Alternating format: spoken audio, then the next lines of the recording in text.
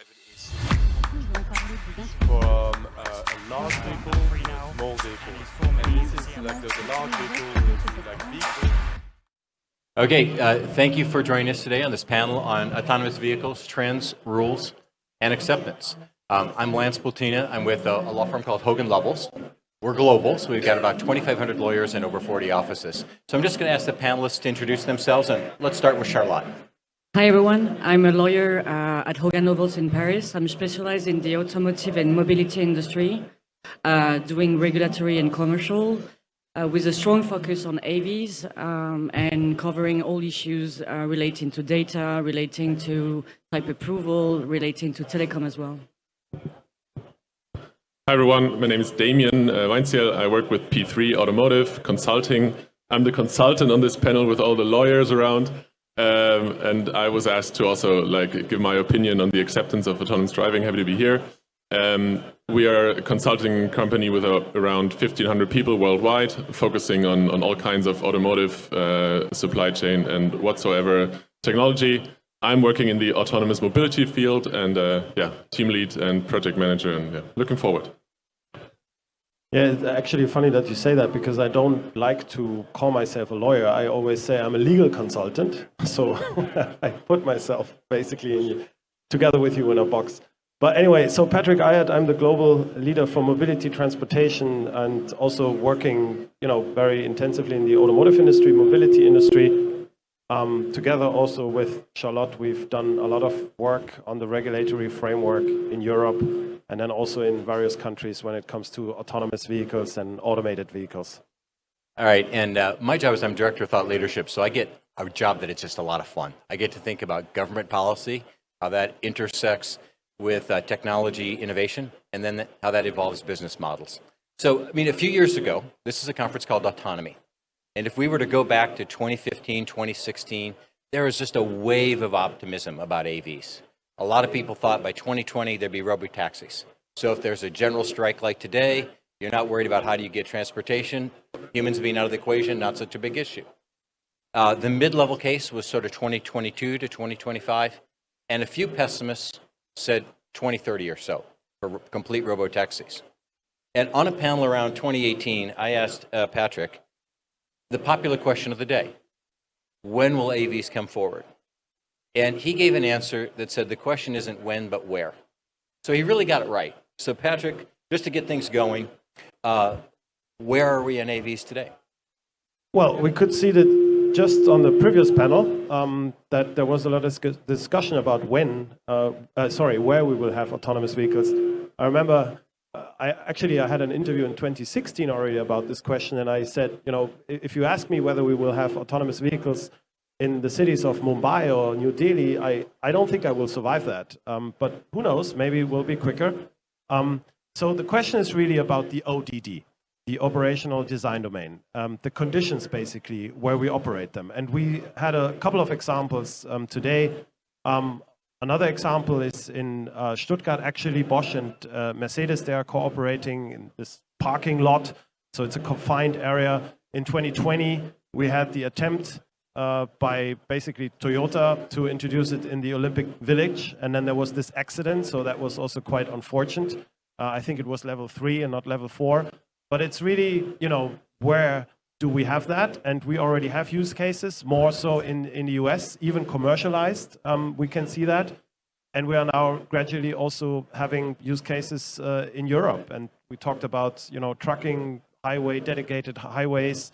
So it really depends on the ODD and not the question of when. Cool.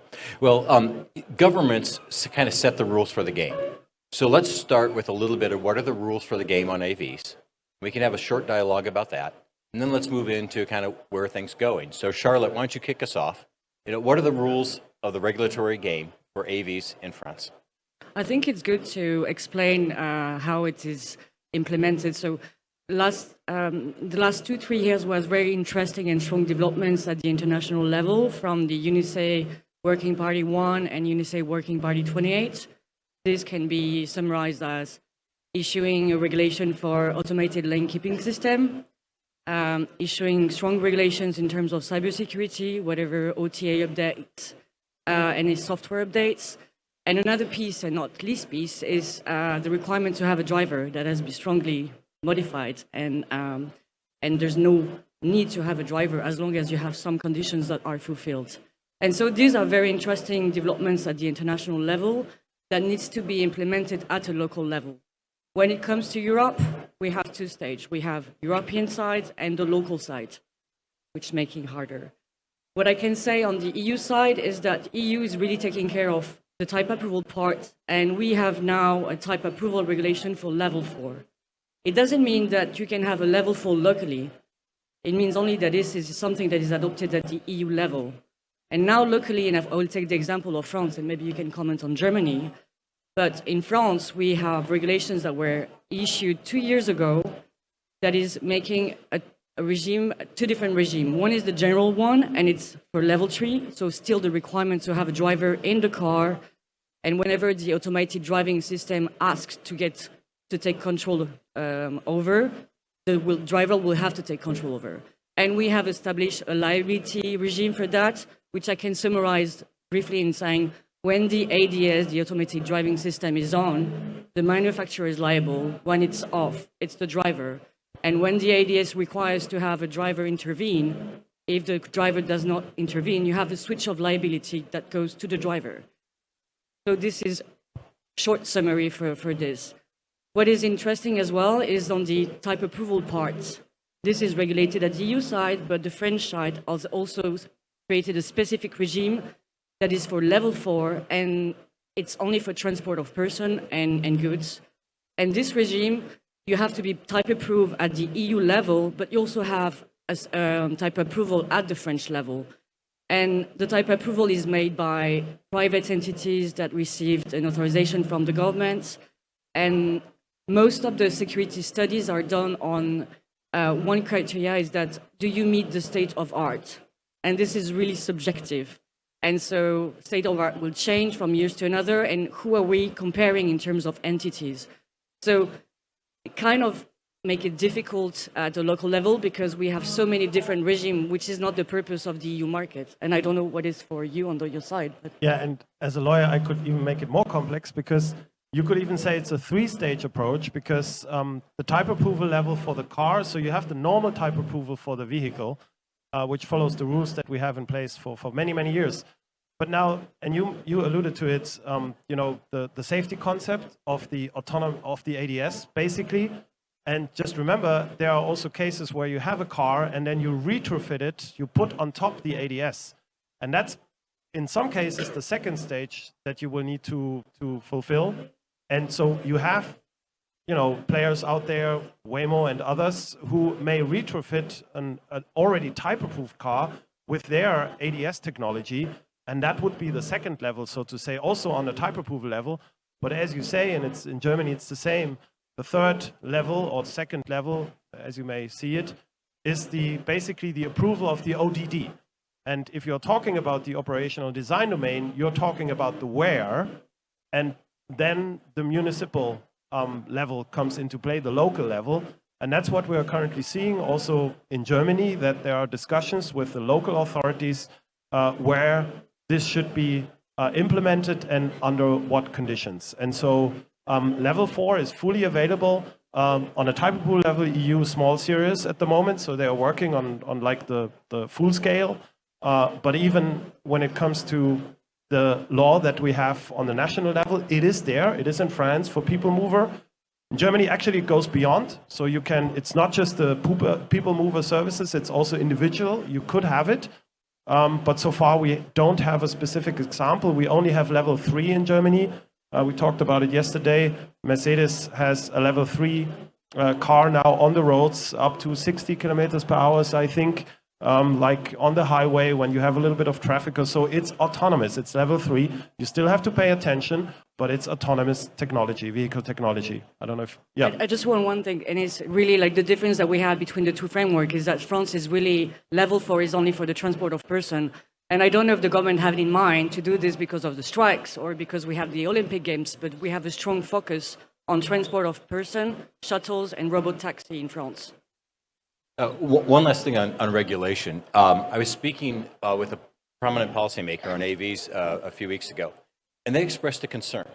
And that was that the technology is doing the things that are easy for drivers. Lane keeping, space adjustment, parallel parking, which some find easy, some don't.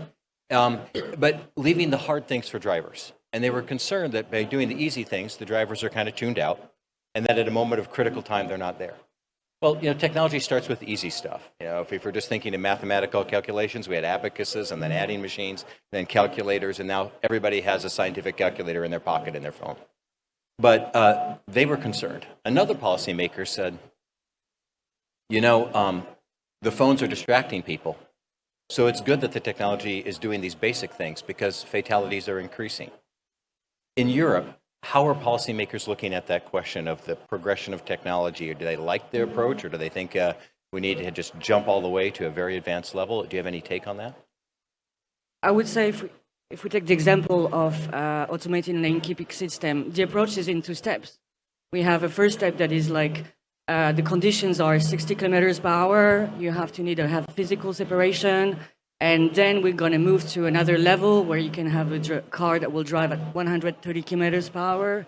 So we're having like a slow safety approach. I think it's a wait and see approach that you have in the US in a way, but we took the regulation on this. So, I mean, this is the way we should, I think it goes with the question of acceptance, make it smooth and slowly. So I would say, yes, it's step by step. Yeah, Damian, do you have a perspective on that? Yeah, I mean, what I was actually just thinking about is that not only the regulation, like overall for the levels and so on, but also if you now look at mobility as a service, for example, it is, from my point of view, I'm not the overall legal expert here, but I think that we have the basic regulation from AFGBV now in Germany since last year, which allows, as you said, for level 4 traffic. But then again, it is quite a task for all the operators to actually derive measures on how to act within the vehicle alongside the ride. So how do you make sure that all passengers are seated? How do you make sure only the number of passengers is entering the car? Because that's all the driver's side tasks that are falling away now that you don't have the driver anymore. I think that's another really, really interesting aspect of the regulation that is not yet defined. And I think all mobility service providers really have to kind of dig into that. And I feel like the industry is doing a learning by doing approach. It's not all there. So we have the basic overall regulation, but then how they do it is not really clear. And also, just to add, because you mentioned ALKS, the automated lane keeping systems. Now we have a type approval for this as well, and there are examples again. But the big question then is, how do you implement it, and how also do you program the technology? Learning the rules of how you keep distance to the vehicle in front of you, because that may not be harmonized across Europe. So you have also local traffic law rules, behavioral rules when you drive. And now, as an engineer, you need to know these rules because you need to program the software so that it complies with the rules. And so that's a real difficulty. Also, why, and I think you alluded to it. There is a question. Do you go directly level 4, or do you go through the levels and then you end up with level 4? And I think, and probably you can add to this, that the traditional car manufacturers, they rather go gradually through level 2, 2+, maybe level 3 to level 4, and then you have like people like Waymo who are immediately going level 4. Do you have a view on that? I'm sorry, I'm taking your job, but do you have a view on that? What is the preferred solution, or is it just, depending on your company? I think we discussed it yesterday that the Tesla approach, as some people call it, is mainly based on the over-the-air updates and also the blind shadow mode testing of new functionalities. That is basically what other car makers just don't have. And that's why Tesla is so eager and has and Waymo and others have these technical possibilities to actually do so. And that's what the other like traditional car makers, tier 1s and so, just don't really have. They rather go level by level. And as we said earlier, at the moment, it's actually, you asked Patrick earlier, where is industry at? And it's actually easy to say, industry is at the verge from level 2 to 3. Everyone. What they communicate doesn't really matter. Nobody besides Mercedes right now, and they only for a traffic jam pilot, which is fairly easy because you always have cars around, nobody made this level 3 yet. some say so, but if you really look into the details, they didn't. And that's, I think, actually the point. The autopilot from Tesla is not even level 3. It's level 2, probably. So we hope there's not so many Tesla lovers here. I think a said that CEO of yesterday. a company that's in social media might be commenting on you and tweeting. But this debate about how do you get to full EVs has been significant in the U.S. And there was a time when they thought the U.S. would pass legislation very quickly. It went aside for various reasons, but one of them was, do we regulate this too much when there are many different approaches in the market? So the U.S., it's complex, but basically every company is taking a different risk profile. But let's start talking a bit about the future. And so when I think of the future for vehicles and technology, I think of CES, and I know 3 of us were there. Unfortunately, Charlotte was not there. And AVs were part of my favorite panels. And so everything in the physical world is either starts out as grown or extracted. And there were 2 booths next to each other. John Deere had a massive tractor that was autonomously driven and used machine learning and artificial intelligence to spray herbicides at individual weeds. And just next door was Caterpillar with a massive autonomously driven dump truck. And that both those devices saved costs, saved energy, saved resources, and improved safety. That truck can drive in very precarious regions and in the dark. So that's an application of where and a sort of an optimism for AVs. So, Damian, you're a consultant. You help people kind of think of the cost profile. What's the use case? What's the return? Where do you see AVs kind of emerging next, and how will that come forward? The good thing as a consultant is you can always, you work in the industry and you work with various companies, but you can always take a step back and say, hey, I'm just looking from the fair distance and I'm just analyzing. We are actually convinced that the near future for autonomous driving will only or majorly be done in mobility and transportation as a service, not yet in private cars due to mainly cost factors. So hardware, software setups in like medium priced range cars are just too expensive for an pre-installment. We think, at least now, maybe in 2030 that changes. If you look over there, you probably see something of the future of autonomous driving. That's actually our publicly funded Caterite project, where we involved together with our friends from EasyMile and Landkreis Kelheim and VIA and TÜV Rheinland and Technical University of Berlin. What you see there is not the last step in autonomous driving. It is just probably one step that is actually, and that is the big plus that is on the road. And I think that's actually my main argument. If you want to get into the future of autonomous driving with this mobility as a service as an example, you need to make it, you need to give people the possibility to experience it and to make sure they actually collect experiences and they realize, okay, maybe it's not so quick. It looks a little weird compared to other vehicles, but it drives autonomously and it is, it is safe, it is secure, and it gets me from A to B. And I think that's where the industry is going, that giving experiences to people on many public pilot projects in Europe, in the US, with obviously best examples on the West Coast.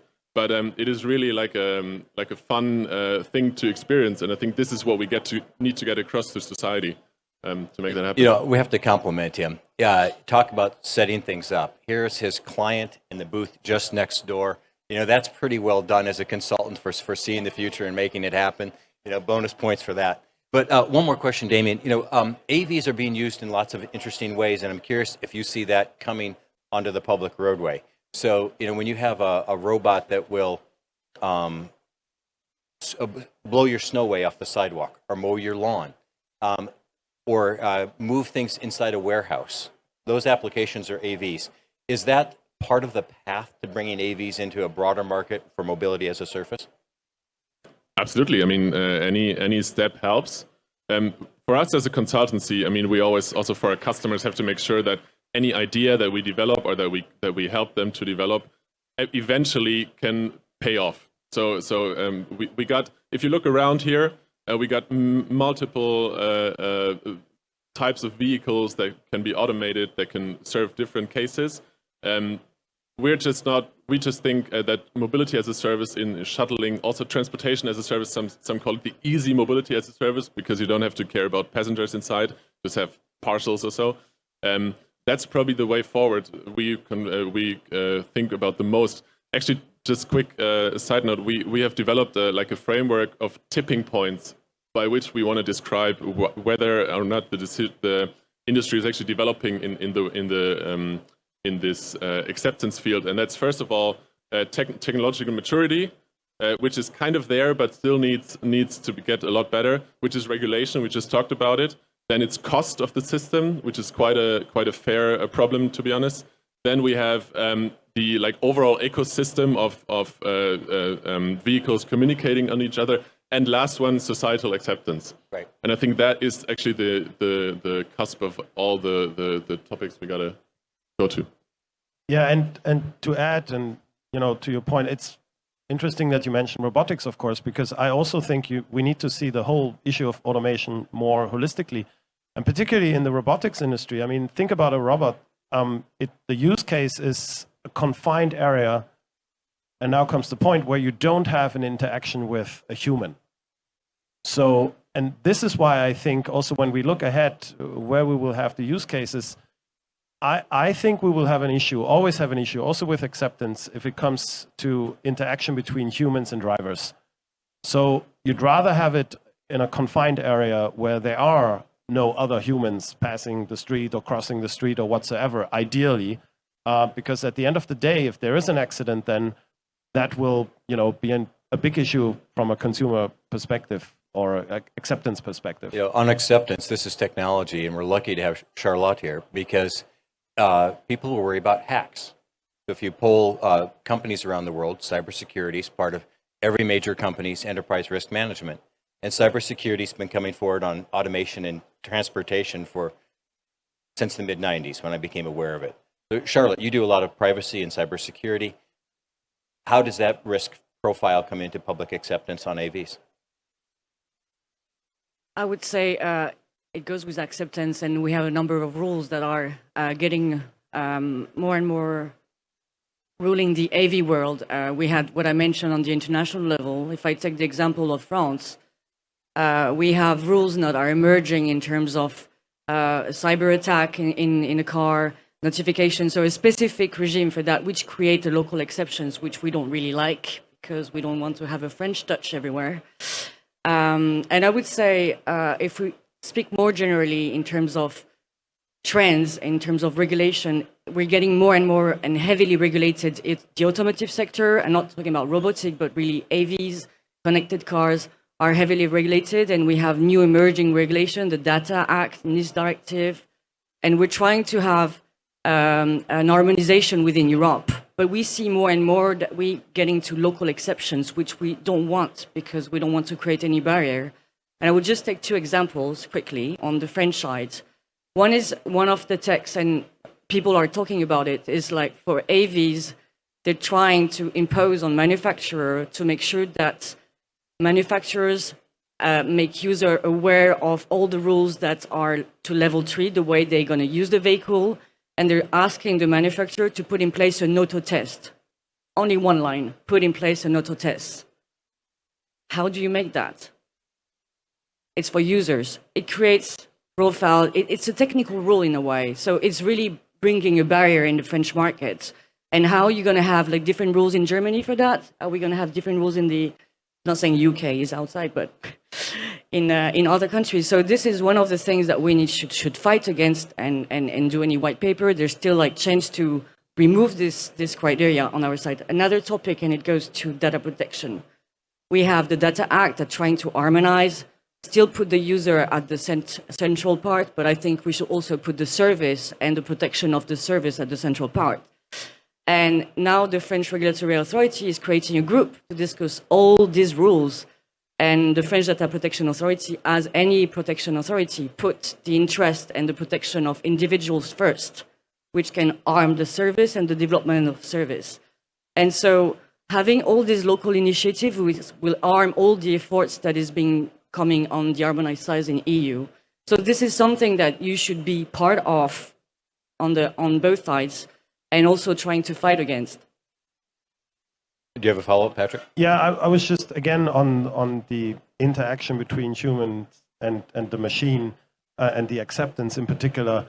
that's also a reason why I think level 2, 3 is difficult, because you still have this interaction. Even on level 3, if it's autonomous, the driver still needs to pay attention. I truly believe it's easier if we clearly, differentiate between or distinguish between the two, and just let the machine do what it does in this confined area. So this is also why I think we should rather look at level 4. But I don't know. Markets take different approaches. We'll see which one comes through. We're going to move to some questions now for the last couple of minutes, but one comment for me. AVs are critical technology with lots of cool sensors and the like, and we need to be aware that in this world of geopolitical competition, that's increasingly a touchy area. So getting to global scale when China, the US, and the global West are kind of competing is something that every tech entity should factor in. Where you can use the data, what sensors you can use, where you can use them, how they can use them is increasingly constrained and will get more so.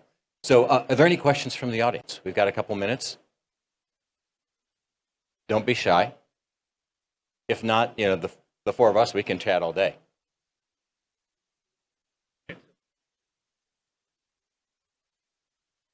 Are we ever going to get to a point where people will trust fault with human, but not trust fault with machines? I mean, you've only got to look at the airline industry.